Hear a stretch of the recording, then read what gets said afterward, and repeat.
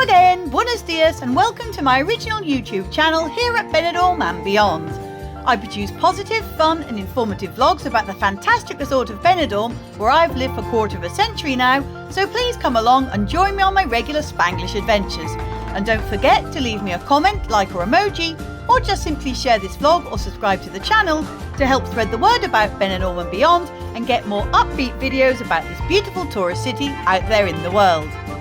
So, some 15 months ago I made a video called Benidorm's Most Neglected Road, which showed footage of Avenida de Montecarlo in the upper Rincon de Loix area and the terrible condition that this street's pavements and indeed roads had gotten into.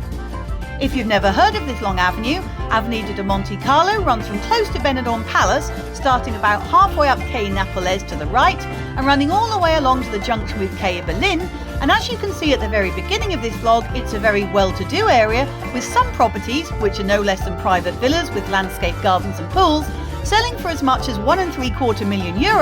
with some accommodation even at the other end of the road selling for close to €1 million too. Also along this street, which has a high concentration of residential buildings, you can find holiday apartment blocks, including the Benidorm Celebrations Music Resort and the touristic now Party Apartments, as well as many other mixed-purpose skyscraper towers, which have holiday lets within them as well as owner-occupiers and renters, and also a variety of small businesses, a pharmacy, and the local Catholic Church of Parroquia de Nuestra Señora del Mar.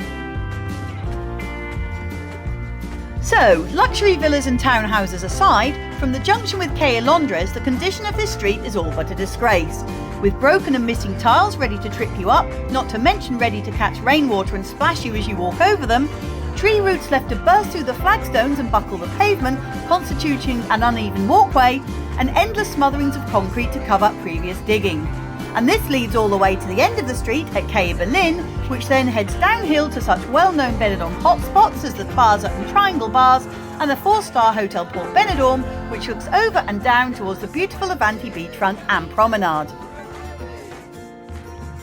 Unsurprisingly, the section of Monte Carlo Avenue closest to Benidorm Palace has absolutely no problems at all. And indeed the section that starts from Quai de Paris was restyled about 2 years ago, with new pipes installed and an attractive new grey, blue and white pavement laid, but the other side of the road is a very different story, as this was just concreted over and left in a rather patched up state. If you want to find out about some of Benidorm's most popular hotels, then why not check out my great series of vlogs giving you an unbiased look inside and out. Just search YouTube, Fly on the Wall, followed by the name of the hotel you're looking for, and all the info will be at your fingertips. It's that simple.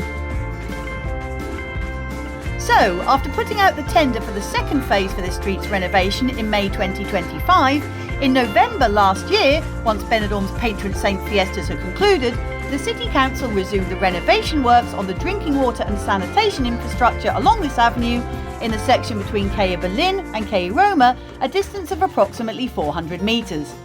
The project, which began on Monday, November the 17th, was awarded to the company Audeca after a previous company went into administration, leaving it unfinished, and they incorporated the same technical solutions implemented for the already completed section of the avenue.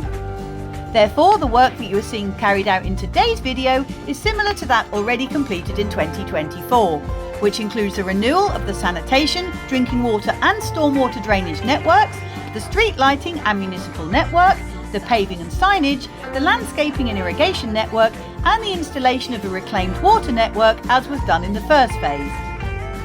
The project was awarded over €1,355,000 and is being financed entirely by the Municipal Water Service Renewal Funds. The estimated completion time is 12 months, with work scheduled to be suspended during the upcoming Holy Week or Easter and the summer months, which will of course sadly hold up this redevelopment even longer. As you can see, the works have significantly hampered daily life along this street, with large sections being closed at any given time, meaning traffic diversions have been in constant place and public transport being able to run in its usual manner.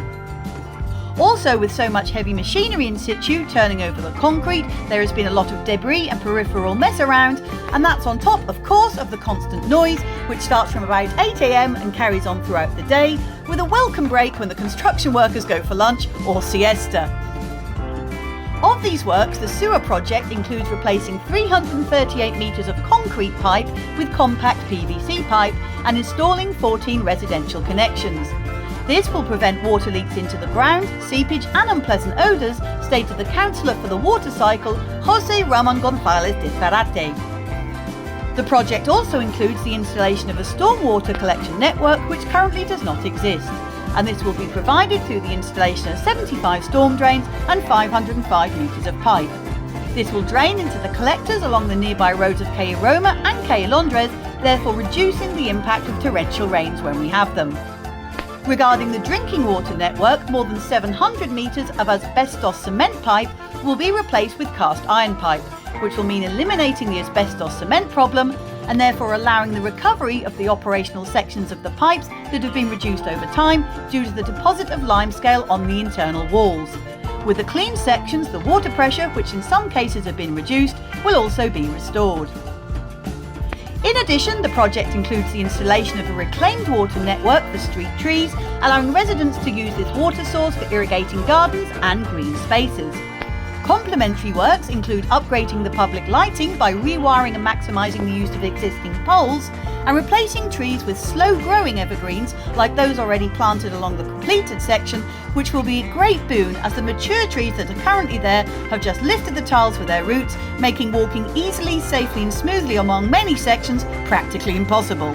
The pavements will also incorporate specific solutions for universal accessibility and road safety. The City Council, through the Department of Mobility, quote, will ensure that residents, transport operators and public transport can access their destinations in the best possible way, and every effort will be made to minimise the impact on terraces, sidewalks and the general activity of the area. The local spokesman concluded by emphasising that this project is a promise and a proposal for the governing team, and what we are doing is fulfilling our commitment to the residents after the problems that arose with the previous company, which went into receivership and left the project unfinished.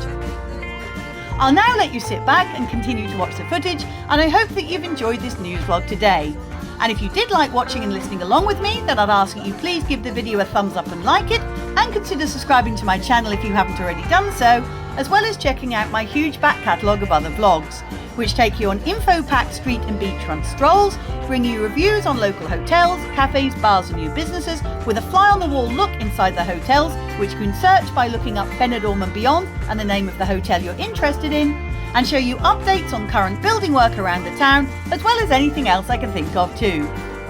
Please also feel free to interact with me by dropping me a line in the comments section if there is something or somewhere that you'd particularly like me to include in the future, and as always, I'll see what I can do.